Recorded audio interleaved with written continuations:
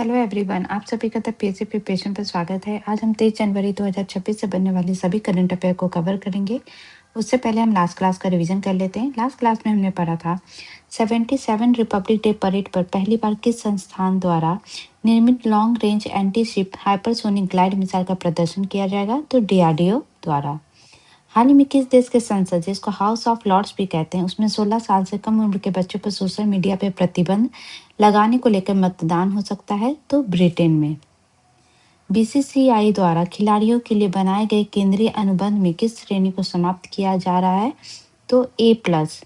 हाल ही में भारत और किस देश के बीच डिजिटल से डेटा एम्बेसी बनाने को लेकर समझौता हुआ है, तो इंडिया और यूएई के बीच। किस सैन्य संगठन द्वारा ऑपरेशन सर्द हवा चलाया जा रहा है, बॉर्डर सिक्योरिटी फोर्स द्वारा। दावोस में आयोजित वर्ल्ड इकोनॉमिक फोरम 2026 में किस राज्य के मुख्यमंत्री, जो भारत के पहले आदिवासी निर्वाचित नेता होंगे ये WEF 2026 में, उनको प्रतिष्ठित व्हाइट बैज प्रदान किया गया है, तो झारखंड के हैं। हाल ही में चर्चे में डिएगो गार्सिया का संबंध किस देश से, जिससे ब्रिटेन द्वारा वापस किया जा रहा है, तो मॉरिशस से। हाल ही में भारत सरकार किस देश में भारतीय राजनयिकों के लिए नॉन फैमिली पोस्टिंग घोषित किया गया है, तो बांग्लादेश को किया गया है non family posting. Asia manufacturing index 2026 में टॉप पे कौन सा देश रहा है, चाइना। इंडिया रही है 6 पोजीशन पे। नुम्बियो ग्लोबल सेफ्टी इंडेक्स 2025 में लगातार 10 साल तक दुनिया का सबसे सुरक्षित शहर कौन बना है, अबू धाबी, और इंडिया की तरफ से मैंगलोर।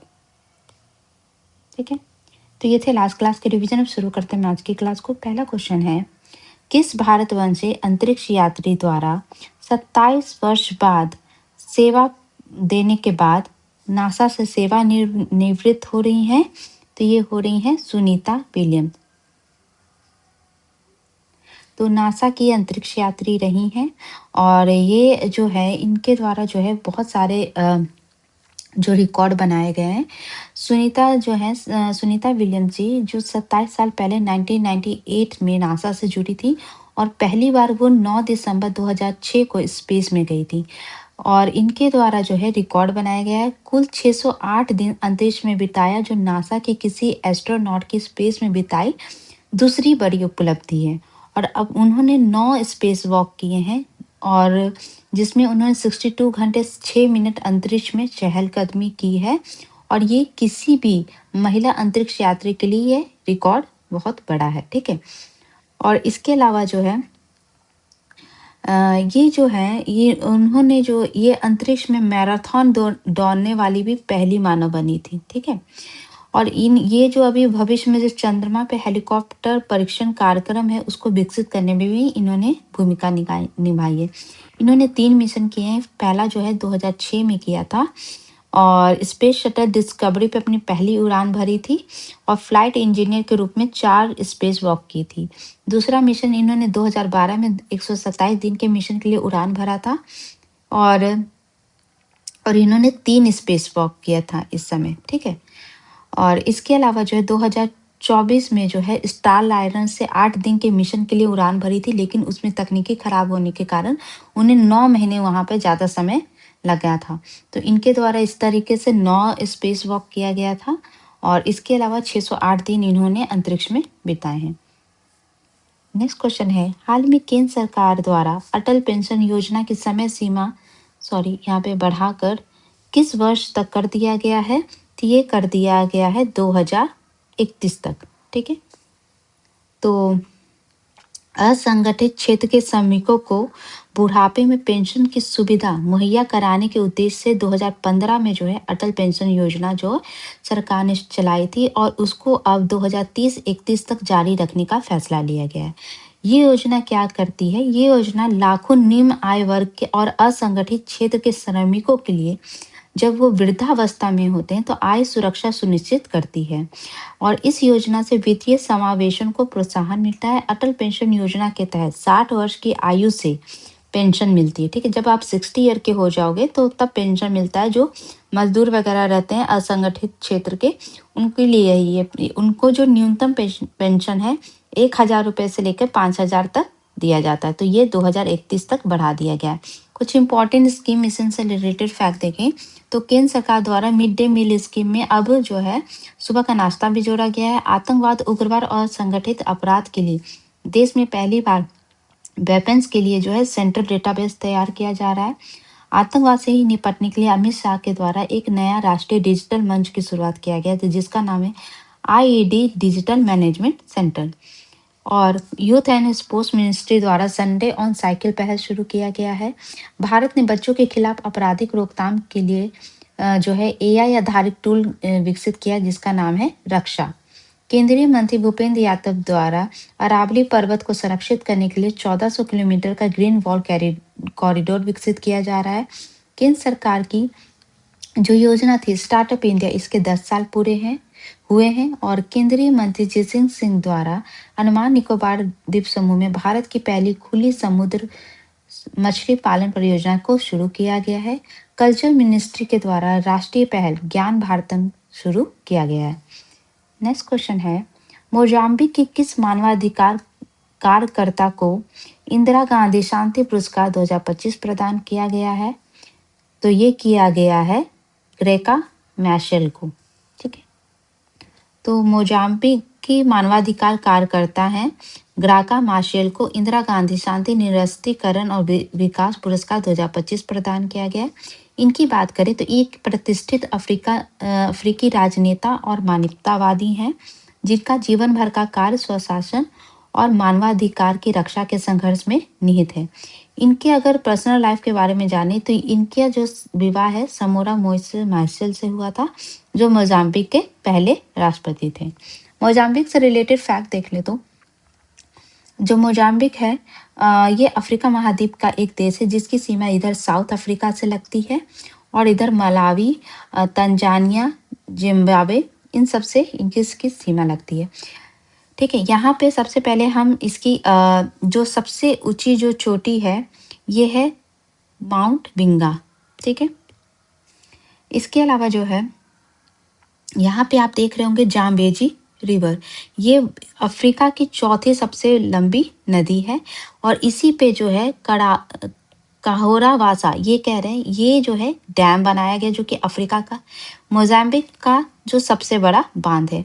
यहाँ पे जो है एक नदी आप देख रहे होंगे, ये लिम्पोपो रिवर ये गुजरती है और ये जो ट्रॉपिक ऑफ कैप्रिकॉर्न है 23.5 डिग्री साउथ, इसको ये 2 बार काटती है। ठीक है, उसके अलावा जो है इस यहाँ पे सबसे हाईलैंड है जो अफ्रीका का, ये मोजाम्बिक का, उसको कहते हैं अंगोनिया हाईलैंड। इसके अलावा जो रोमा रिवर जो है ये मोजाम्बिक और तंजानिया के बीच जो है ये सीमा बनाती है। यहाँ पे 2 लेक हैं, एक है लेक करीबा और एक मलावी। इसकी जो सीमा इधर मोजाम्बिक चैनल और इंडियन ओशन से लगती है। ठीक है, नेक्स्ट क्वेश्चन है, Avendus wealth Huron India under youth 40 series 2025 के अनुसार सबसे युवा महिला उद्यमी कौन बनी है? तो ये बनी है श्रेया मिश्रा। सोलर स्क्वायर की ये जो है ये मालकिन है। तो ये जो है इन्होंने फाउंडर है। तो यही ये जो है अंडर 40 जो जारी किया गया है, इसमें ये अंडर सबसे युवा महिला उद्यमी है। तो अभी जो ये रिपोर्ट जो प्रकाशित की गई है, इसमें बताया गया कि 10 करोड़ डॉलर से ज़्यादा की कंपनी की स्थापना करने वाले 40 साल से कम उम्र के युवा उद्यमियों के मामले में भारत ने चीन को पीछे छोड़ दिया है। Avendus wealth Huron India youth series 2025 के मुताबिक भारत में ऐसे उद्यमियों की संख्या जो है 166 है और चाइना में जो है 140 ही है। मतलब जिनका जो कंपनी का वैल्यू 10 करोड़ है, उसमें जो है इंडिया में जो है ऐसे स्टार्टअप जो है 166 है और जो ऐसे इंटरप्रेन्योर और चाइना में 140 है। लेकिन जिनके स्टार्टअप का जो है 20 करोड़ वैल्यू है, ऐसे में जो है सब ऐसे वाले जनरेशन की बात करें तो चाइना में जो है ऐसी कंपनी जो है वो 54 है और इंडिया में जो है वो 35 है। कुछ और कैटेगरी में भी ये रिपोर्ट जारी की जाती है। अंडर 30 के अंदर जो है लीडिंग जो है इंटरेंट है वो है कैवेल्य बोरा। ठीक है, ये जेप्टो के सबसे यंगेस्ट को फाउंडर है।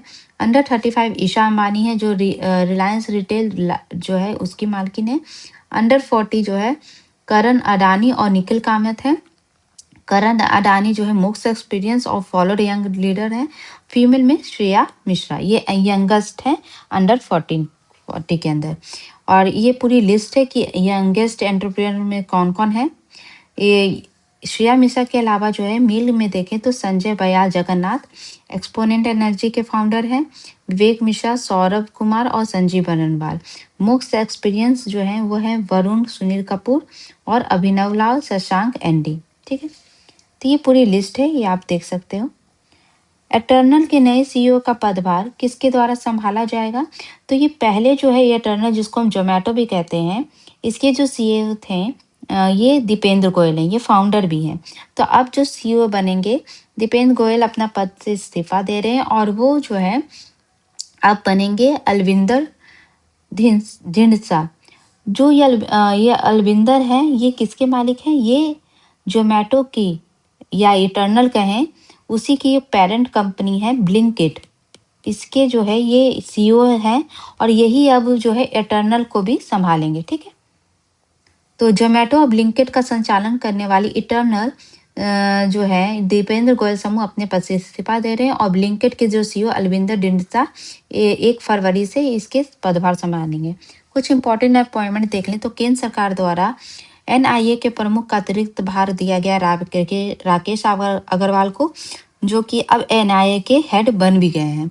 नन्ही चक्रवर्ती जो है वेस्ट बंगाल की पहली महिला मुख्य सचिव बनी है।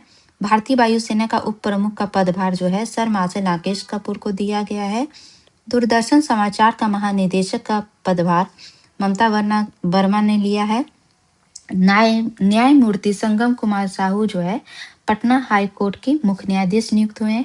मनोज कुमार गुप्ता को उत्तराखंड के हाई कोर्ट का मुख्य न्यायाधीश नियुक्त किया गया है। अफगानिस्तान के जो नूर अहमद नूर को उनको भारत में चीफ द अफेयर्स का पद दिया गया है। नेशनल इन्वेस्टिगेशन एजेंसी जो इसके बारे में बताई, इसके जो महानिदेशक बने राकेश अग्रवाल। अब उसी समय आईटीबीपी के बने हैं शत्रुजीत सिंह कपूर और बीएसएफ के बने हैं प्रवीण कुमार। न्यायमूर्ति रेवती मोहिते डेरे ये मेघालय की पहली महिला मुख्य न्यायाधीश नियुक्त हुई हैं। मोहसिन अल जिदानी ये यमन के प्रधानमंत्री नियुक्त हुए हैं। नेक्स्ट क्वेश्चन है, हाल ही में भारत और किस संगठन के बीच होने वाले फ्री ट्रेड एग्रीमेंट को मदर ऑफ ऑल डील का नाम दिया गया है? तो ये दिया गया है यूरोपियन यूनियन की जो हेड है उर्सुला वॉन डेर के द्वारा जो है इस डील को जो है मदर ऑफ ऑल डील क्या कहा गया है, क्योंकि जो 26 जनवरी की जो परेड होगी इसमें चीफ गेस्ट जो है यूरोपियन यूनियन यूरोपियन काउंसिल के एंटोनिया कोस्टा और उर्सुला वॉन डेर जो है ये आएंगी। और हो सकता है, इसकी पूरी संभावना है कि यूरोपियन यूनियन और इंडिया के बीच जो है फ्री ट्रेड पे जो है एग्रीमेंट पे वो समझौता उस पे एग्रीमेंट पे साइन हो जाए और इंडिया और यूरोपियन यूनियन जिसके अंदर जो है 27 देश आते हैं, सॉरी 28 देश आते हैं, इनके बीच जो भारत और इन देशों के बीच जो है डायरेक्ट जो है फ्री ट्रेड हो पाएगा। तो ये डील आई क्यों हुआ? क्योंकि यूरोपियन यूनियन का जो है अमेरिका से जो जिस तरीका जो अमेरिका की जो ट्रम्प प्रशासन है जिस तरीके से बार बार वो टैरिफ का गेम खेल रहे हैं, तो इसके कारण क्या उनके रिश्ते बाजार से जो है धीरे धीरे बिगड़ रहे हैं और जो और देश हैं वो अपने जो है अलग अलग वैकल्पिक बाजार जो है तलाशना शुरू कर दिए। क्योंकि अमेरिका के द्वारा जिस तरीके से 50% शुल्क भारत पे लगाया गया है, यूरोपियन जो यूनियन है उस पर 20% का टैक्स लगाया गया है, तो ये सबको देखते हुए जो है ये डील होने जा रही है। और इससे यूरोपियन जो संघ है इसको क्या फ़ायदा मिलेगा? इससे ये फ़ायदा मिलेगा कि इंडिया का जो बहुत बड़ा मार्केट है वो मिल जाएगा और उनके लिए व्यापार के लिए अच्छा रहेगा। भारत के लिहाज से देखें तो यूरोपियन संघ जो है विश्व के सबसे विकसित आर्थिक गुटों में से एक है। इसका संयुक्त सकल घरेलू उत्पाद या जीडीपी कह रहे हैं 2026 में $22.52 ट्रिलियन होगा, ऐसा अनुमान लगाया गया है, जो पूरे वर्ल्ड का जो है छठा हिस्सा है। इस समझौते से भारत को यूरोपीय संघ के 27 देशों में फैले एक बड़े और स्थिर बाजार तक पहुंच प्राप्त होगी, जिसमें फार्मास्यूटिकल, इंजीनियरिंग सामान, ऑटोमोटिव कंपोनेंट्स, इलेक्ट्रॉनिक्स आदि क्षेत्र में निर्यात को बढ़ावा मिलेगा। ये है यूरोपियन यूनियन के सारे देश का मैंने मैप लगा दिया है। आप यहाँ से देख सकते हैं 27 कंट्रीज हैं। नेक्स्ट क्वेश्चन है, हाल ही में किस देश द्वारा पाकिस्तान और सऊदी अरब द्वारा स्थापित SMDA में शामिल होने के लिए अंतिम चरण की वार्ता चल रही है? तो ये चल रही है टर्की। टर्की भी चाहता है कि जो ये पाकिस्तान और सऊदी अरेबिया द्वारा जो ये संगठन बनाया गया है, इसमें ये भी जो है शामिल हो जाए। अब ये संगठन के बारे में पहले जान लीजिए क्या है। SMDA का फुल फॉर्म है स्ट्रेटेजिक म्यूचुअल डिफेंस एग्रीमेंट। ये जो है एग्रीमेंट हुआ था 17 सितंबर 2025 को सऊदी अरेबिया और पाकिस्तान के बीच। इसमें जो नाटो है, ये जो आप यूरोपियन कंट्री देख रहे हैं, इनका एक संगठन है नाटो, एक सैन्य संगठन है। उसी तरह जो है इन्होंने नाटो का जो आर्टिकल 5 है, मैंने एक बार और आपको पढ़ाया है, ये आर्टिकल 5 ये कहता है कि अगर इनमें नाटो का आर्टिकल 5 ये कहता है कि अगर इनके किसी भी देश पे हमला हुआ तो ऐसा माना जाएगा कि नाटो के सभी देशों पे हमला हुआ और वो वापस से रिट्रीट कर वो वापस से हमला करेंगे, उस देश पे हमला कर सकते हैं दूसरे देश पे। तो यही चीज़ जो है सऊदी अरेबिया पाकिस्तान ने क्लॉज जो है, आर्टिकल जो है नाटो का आर्टिकल 5, इसी के तहत इन्होंने ये संगठन बनाया है। और इनका ये कहना है कि अगर सऊदी अरेबिया पे कोई अटैक हुआ तो माना जाएगा पाकिस्तान पे भी अटैक होगा, पाकिस्तान पे होगा तो सऊदी अरेबिया मानेगा कि उसके पे अटैक हुआ। अब टर्की भी जो है वो चाहता है कि इसमें जो है शामिल हो जाए और इस पे जो है काफ़ी बात चल रही है। अब किसको क्या फ़ायदा होगा? सऊदी अरेबिया जो है ये क्या करेगा, इसमें फाइनेंशियल कैपिटल प्रोवाइड करेगा, डिप्लोमेटिक इन्फ्लुएंस करेगा और रिलीजियस जो संगठन है, जो मुस्लिम संगठन है, इस्लाम का है, उसको प्रचार करेगा। पाकिस्तान जो है न्यूक्लियर कैपेबिलिटी प्रोवाइड कराएगा और मिलिट्री पावर जो है, मैन पावर उसके पास ज़्यादा है। टर्की जो है एडवांस मिलिट्री टेक्नोलॉजी है, पर्टिकुलर जो है ड्रोन और ये सब जेट प्लेन वगैरह ये सब ज़्यादा है। इसी को देखते हुए मेडिटेरियन जो है सी, उससे आसपास लगे हुए एक मेडिटेरियन क्वाड, इस तरीके करके मेडिटेरियन क्वाड बनाया गया है। जो मेडिटेरियन क्वाड जो है ये एग्जिस्टेंस में आया, क्यों आया? इसमें कौन कौन है?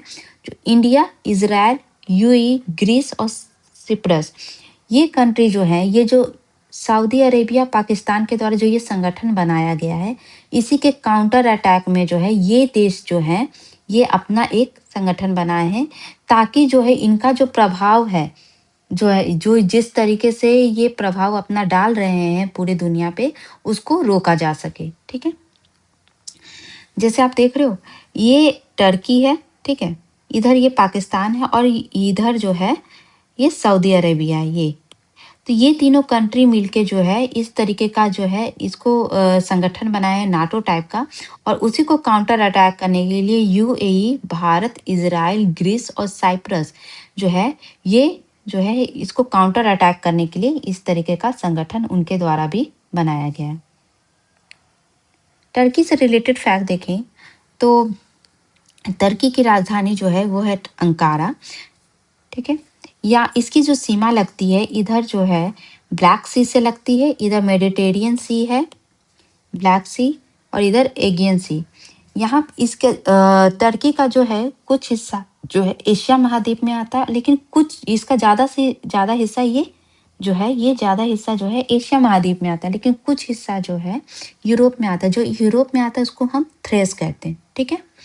उसके बाद आप यहाँ पे देख रहे होगे, यहाँ पे दो चीज़ है, एक है बॉस्फोरस स्ट्रेट, ठीक है, और यहाँ पे जो है ये छोटा सा देख रहे हैं, इसको हम कहते हैं सी ऑफ मरमरा, ठीक है। तो जो बॉस्फोरस स्ट्रेट है ये जो है ये टर्की के जो है एशियन भाग और यूरोपियन भाग को अलग करता है, और सी ऑफ मरमरा और ब्लैक सी को जो है ये कनेक्ट करता है। यहाँ पे जो है एक और स्ट्रेट है, इसको हम कहते हैं दर्डनेल्स स्ट्रेट। ये जो क्या करता है, सी ऑफ मरमरा को मेडिटेरियन सी से कनेक्ट करता है। और टर्की की बात करें, टर्की का जो है माउंटेन है एक टॉरस माउंटेन है, जो कि वेस्टर्न साइड और ईस्टर्न साइड दोनों जगह फैला हुआ है। उसके अलावा जो है इसका जो सबसे ऊंचा हाईएस्ट माउंटेन है वो है माउंट अरारट, ठीक है ये। फिर यहाँ पे जो है लेक वॉन देख लेंगे, ये इसका सबसे लार्जेस्ट लेक है, और सेकंड लार्जेस्ट जो है वो है लेक तुज। ठीक। नेक्स्ट क्वेश्चन है, केंद्रीय विद्युत मंत्री द्वारा किस राज्य को पीएम कुसुम कंपोनेंट सी में बढ़िया प्रदर्शन के लिए गोल्ड अवार्ड प्रदान किया गया है? तो किस राज्य को किया गया है? राजस्थान के को किया गया है। ठीक है, तो केंद्रीय विद्युत मंत्री जनवरी 2026 में राजस्थान डिस्कॉम को पीएम कुसुम योजना कंपोनेंट सी के तहत कृषि क्षेत्र के सौरकरण में उत्कृष्ट प्रदर्शन के लिए गोल्ड अवार्ड प्रदान किया गया है। और ये समारोह नई दिल्ली में ऑल इंडिया डिस्कॉम एसोसिएशन के वार्षिक सम्मान समारोह के दौरान दिया गया है। और इसको किसने दिया है? केंद्रीय विद्युत मंत्री जो मनोहर लाल खट्टर हैं, उन्होंने राजस्थान डिस्कॉम की अध्यक्ष आरती डोगरा को यह सम्मान प्रदान किया। राजस्थान से रिलेटेड फैक्ट देखें तो भारतीय सशस्त्र सेना द्वारा त्रिशूल अभ्यास जो है जैसलमेर में किया गया है। डिस्टर्ब एरिया एक्ट जो है राजस्थान से संबंधित है। जयपुर में न्यू क्रिमिनल लॉ पर आधारित प्रदर्शनी का उद्घाटन अमित शाह ने किया था। दिल्ली में जो आयोजित 44 इंडिया इंटरनेशनल ट्रेड फेयर में राजस्थान के द्वारा भी गोल्ड मेडल जीता गया था। देश में सबसे पहले जो है जयपुर अंतर्राष्ट्रीय हवाई अड्डा पे एआई आधारित लॉस्ट एंड फाउंड प्रणाली शुरू की गई है। 78 आर्मी डे का आयोजन पहली बार राजस्थान में हुआ था और इसमें जो है भारतीय सेना के भैरव बटालियन ने हिस्सा लिया था, जिसका संबंध राजस्थान से ही है। राजस्थान उत्तर भारत की सबसे ऊंची हनुमान जी की मूर्ति जो है वो राजस्थान में बनाई जा रही है। और राजस्थान का जो है नौगौरी अश्वगंधा को जीआई टैग प्रदान किया गया है। और बीकानेर में इंटरनेशनल कैमल फेस्टिवल 2026 का आयोजन किया गया है। नेक्स्ट क्वेश्चन है, किस राज्य के राज्यपाल के आधिकारिक आवास, जिसको हम पहले राजभवन कहा जाता था, राज्यपाल के आधिकारिक आवास को, उसका नाम परिवर्तित करके जन भवन किया गया है? तो ये किस राज्य के राज्यपाल के आवास का नाम चेंज किया गया है? तो इसका संबंध है उत्तर प्रदेश से। ठीक है, कुछ नाम और भी चेंज किए गए थे, जैसे कि प्राइम मिनिस्टर ऑफिस का नाम बदल के सेवा तीर्थ किया गया था। केंद्र सरकार के जो मनरेगा, जिसको जो ग्रामीण जो है इस मनरेगा का नाम बदलकर पूज्य बापू ग्रामीण रोजगार योजना, जिसको हम जी राम कहते हैं, वो चेंज किया गया, जिसमें जो मनरेगा का जो 100 दिन का जो रोजगार दिया जाता था उसको बढ़ाकर जो है 125 दिन कर दिया गया है। और हाल ही में केंद्र सरकार के द्वारा जो है higher education commission of India जो बिल पेश किया गया था, उसका नाम बदलकर विकसित भारत शिक्षा अधिक्षण विधेयक रखा गया था। और ईरान में जो है राजनीतिक विद्रोह के बीच जो है उसकी एक सड़क का नाम ट्रंप स्ट्रीट किया गया था। इसके अलावा तेलंगाना में भी एक स्ट्रीट का नाम जो है ट्रंप और रतन टाटा के नाम पे रखा गया था। नेक्स्ट क्वेश्चन है, नासा की किस आगामी मिशन का संबंध अवतार प्रोजेक्ट से है? तो ये नासा का जो है आर्टेमिस 2 ये जो मिशन लॉन्च होगा मोस्ट प्रोबेबली जो है फरवरी 2026 में होगा। उसमें जो एक प्रोजेक्ट है, ये प्रोजेक्ट है, इसके बारे में मैं बताती हूँ आपको। इस प्रोजेक्ट को ही अवतार प्रोजेक्ट नाम दिया गया। ठीक है, तो इसमें क्या है, पहले ये जो नासा जो है अपने आर्टेमिस मिशन के साथ एक अनोखा प्रयोग करने जा रहा है, जिसका नाम अवतार है। इस मिशन के तहत चंद्रमा के पास अंतरिक्ष यात्री जाएंगे और मिशन में अंतरिक्ष यात्रियों के शरीर की कोशिकाओं से बने ऑर्गन ऑन अ चिप को भेजा जाएगा। और इस चिप के अंदर जीवित मानव कोशिकाएं, और ये कोशिकाएं दिल, लीवर, दिमाग और अन्य अंगों की तरह व्यवहार करती हैं। अब बेसिकली समझिए क्या है, अवतार का पहले फुल फॉर्म है a virtual astronaut tissue analogue response.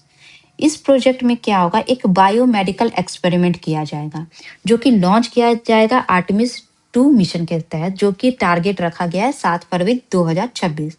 इस प्रोजेक्ट में क्या होगा कि ऑर्गन जो है, ये जो जैसे ह्यूमन बॉडी का जो ऑर्गन होता है वो एक चिप पे रखा जाएगा। ठीक है, और इस चिप में क्या किया जाएगा, ये देखा जाएगा, स्टडी किया जाएगा कि जो डीप सी होते हैं वहाँ पे जो ऑर्गन अगर बॉडी पे कैसा प्रभाव डालती है, कैसा वो स्ट्रेस, जो रेडिएशन होते हैं या माइक्रोग्रेविटी होती है, उस चीज को जो है वुमन का बॉडी कैसे जो है रिस्पॉन्स करेगा, क्योंकि हम एस्ट्रोनॉट को डायरेक्ट रिस्क पे डाल नहीं सकते हैं। तो इसलिए जो है इस तरीके का चिप डिज़ाइन किया जाएगा जो कि जो वुमन का ही जो पार्ट से लेके बनाया जाएगा। इसमें जो क्या किया जाएगा, ऑर्गन चिप जो है जिसमें लिविंग सेल्स होंगे, ठीक है? और उसमें जो 4 आर्टेमिस 2 के तहत जो 4 एस्ट्रोनॉट जा रहे हैं जिनका नाम है Reid Wiseman, Victor Glover, Christina Koch and Jeremy Hansen. इन चारों के जो है जो लिविंग सेल्स हैं वो चिप पे डाले जाएँगे और उनको देखा जाएगा कि डीप सी में उनका जो बॉडी है वो कैसा रिस्पॉन्स करेगा। इसमें जो सबसे जो ज़्यादा फ़ोकस रहेगा वो ह्यूमन का बोन मैरो रहेगा, क्योंकि वहीं से जो है ब्लड सेल बनते हैं, प्लेटलेट बनते हैं और वो जो बोन मैरो होता है वो रेडिएशन का बहुत हाईली सेंसिटिव होता है वो रेडिएशन से। तो इसी प्रोफ़ाइल को देखने के लिए जो है इस चिप को भेजा जाएगा और इसमें जो है ये ओरियन स्पेसक्राफ्ट के थ्रू भेजा जाएगा, क्योंकि ये जो आर्टेमिस 2 है ये 10 दिन का ही जर्नी रहेगा जो चंद्रमा के पास नज़दीक जाएगा, मून के पास, और वहीं पे जो है इस तरीके की स्टडी की जाएगी कि इस चिप पे जो है कैसा प्रभाव पड़ता है रेडिएशन वगैरह, क्योंकि जो नासा है उसका अगला जो मिशन होगा आर्टेमिस 3 उसमें जो है मानव को जो है नासा के द्वारा जो है 2 ह्यूमन्स को जो है चंद्रमा मून पे जो है लैंडिंग कराने की तैयारी है। तो उससे पहले वो देखना चाहते हैं कि मून के आसपास जो है अगर बॉडी जो ह्यूमन बॉडी है या और उनकी लिविंग सेल है उन पे रेडिएशन वगैरह का क्या इफेक्ट पड़ेगा, तो ताकि जो उनको आगे आने वाले मिशन है उसमें आसानी रहे। ठीक है। नेक्स्ट क्वेश्चन है, भारत का कौन सा राज्य देश का पहला स्टेट बैक्टीरियम घोषित होने जा रहा है? तो ये घोषित होने जा रहा है केरला। तो जनवरी 2026 में भारत का पहला ऐसा राज्य बनने जा रहा है जो एक विशिष्ट लाभकारी राज बैक्टीरिया या स्टेट बैक्टीरिया इसकी घोषणा करेगा। इसका मुख्य उद्देश्य ये है कि मनुष्य, कृषि और पर्यावरण के लिए लाभदायक जो सूक्ष्म जीव भी होते हैं जिनको माइक्रोब कहते हैं कि प्रति जागरूकता फैलाना और उनका संरक्षण करना है।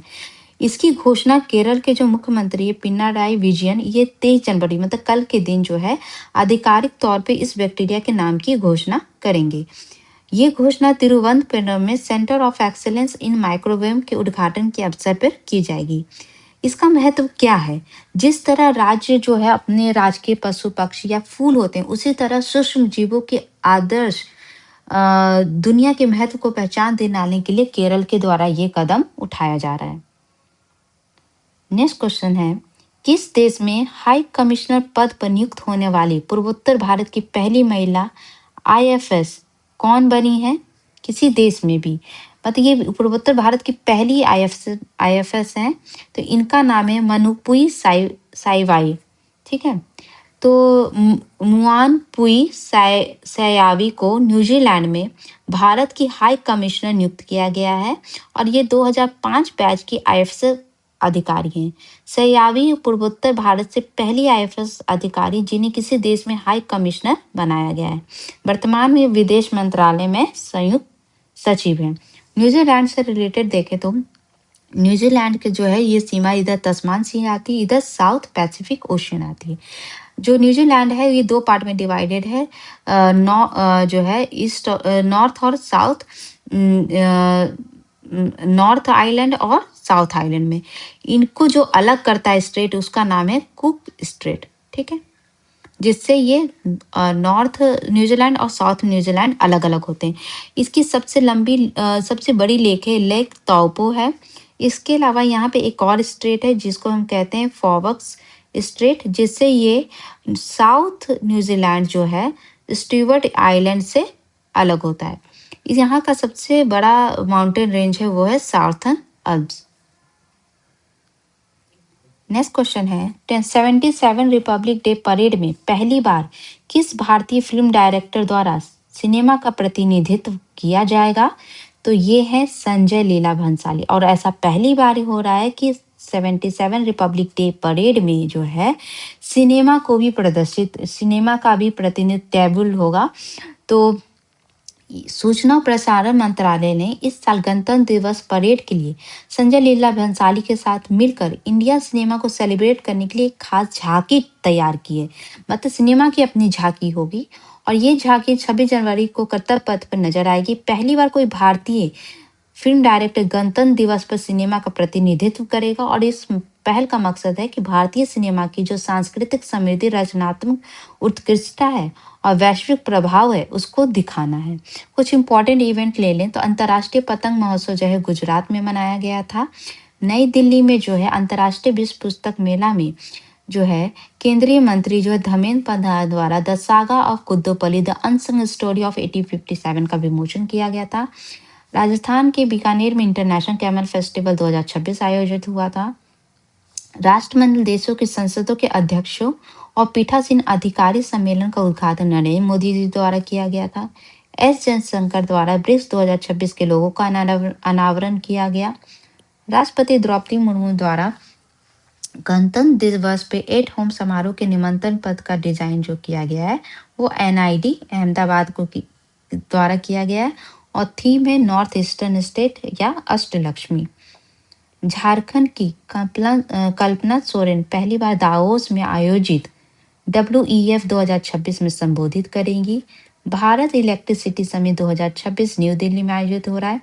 15 जनवरी को जयपुर में आयोजित 78 आर्मी डे पर जो है 5 जवानों को मरणोपरांत वीरता पुरस्कार प्रदान किया गया है। फर्स्ट इन इंडिया से रिलेटेड फैक्ट देखें तो आर्यभट्ट टेक्नोलॉजी द्वारा विकसित पहला स्वदेशी मानव रहित हवाई वाहन का नाम आर्या है। गुजरात सरकार द्वारा सिंह के आकार का देश का सबसे ऊंचा फॉरेस्ट म्यूजियम बनाया जाएगा। देश के पहले हाइड्रोजन ट्रेन दिल्ली से हरियाणा रवाना किया गया था। जिंद पहली बार भारतीय व्यापार महोत्सव न्यू दिल्ली में आयोजित हुआ है। राजस्थान के जो है इसमें उत्तर भारत की सबसे ऊंची हनुमान जी की मूर्ति बनाई जा रही है। बलोच छत्तीसगढ़ में भारत की पहली राष्ट्रीय रोवर रेंजर जम्बूरी का आयोजन किया गया। भारत का पहला पूर्ण स्वदेशी भूतापीय ऊर्जा संयंत्र जो है अरुणाचल प्रदेश में स्थापित किया जा रहा है और अरुणाचल का ही जो है केपनियोर जिला भारत का पहला बायो हैप्पी जिला घोषित किया गया है। मिजोरम को जो है जिंजर कैपिटल ऑफ इंडिया घोषित किया गया है। केरल के मणिपुरम में दक्षिण भारत का पहला कुंभ होने जा रहा है। तमिलनाडु चेन्नई में भारत का पहला सोवेरियन एआई पार्क स्थापित किया गया है। केंद्रीय मंत्री जितेंद्र सिंह द्वारा अंडमान निकोबार में भारत की पहली खुली समुद्री मछली पालन परियोजना का शुरू किया गया है और आंध्र प्रदेश में भारत की पहली ग्रीन अमोनिया कॉम्प्लेक्स की आधारशिला रखी गई है। तो ये थे आज के important current affair. I hope आपको क्लास अच्छी लगी हो, तो प्लीज़ चैनल को लाइक शेयर सब्सक्राइब जरूर करिएगा। Thank you so much. और PDF के लिए आप टेलीग्राम चैनल को जो है ज्वाइन कर सकते हैं। Thank you so much.